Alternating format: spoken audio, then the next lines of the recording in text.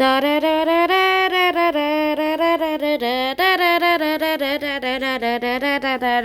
enough. Bill Bryson's A Short History of Nearly Everything. Part 3. A New Age Dawns. Chapter 8. We have relativity, which is basically equals mc squared. Relativity. Einstein may be crazy here, but he's not crazy brained, at least according to very smart people all around the world. Basically, Einstein does one of the best things ever. He is the one who understood relativity itself. But also some people claimed, not Einstein, some people claimed that Einstein and some other guy and some other dude or the only people in the world who could understand relativity. Turns out anyone could literally understand relativity. All you need to know is what A equals mc squared means, which is energy equals mass times the speed of light squared. And it's just that energy. It's also saying that energy and mass are interchangeable and that they can be changed anytime they want. It's like the mighty atom and how they work, and it just works and works and works and works until it actually just goes on and on and on until they actually run out of time. And this is basically what relativity is. Relativity is the relationship between energy and mass, because Einstein wanted to find out about this, and then he decided to use a solar eclipse. And then everything was ready for the solar eclipse. All the tools were ready. And suddenly, these guys came. Halt! This is the works of a Jew! Demolish all his equipment and destroy his theory! And it got terminated by Nazis because he was Jewish. So there goes that experiment. Then they had to wait another few more years for the next solar eclipse. By then World War II already ended, so that's that. For them to get the next solar eclipse. And when they got the next solar eclipse, they did a pretty good job on it. And they actually found out that Einstein was correct. His theory of relativity equals mc squared. That got correct. And this was pretty awesome too, because it's a groundbreaking change of items too. It would break Newton's laws and physics and yeah. Chapter 9.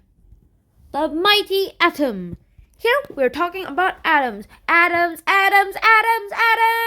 Apples. Basically, here's how it works. First of all, let's go into the nucleus. This is the nucleus. And basically, the blue particles represent protons. And the red particles represent neutrons. And that is just an amazing skill to learn too, because if you combine all of this together, if you combine all of the protons and neutrons together, you get the nucleus. And this is very disproportional. To be honest, if electrons were that, let me show you an example. If that green dot was the nucleus, then actually it would be pretty far away too. Let me just simulate it. There we go. And then the electrons would be here if the nucleus was here. You can there. You can see a little yellow speck, right?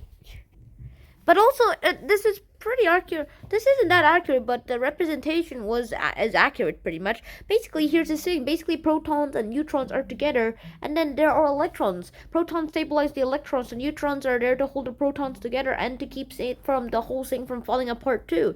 So they all work together to actually create the whole thing. And this is exactly why neutrons, protons, and electrons seems to be working on throughout the whole entire world.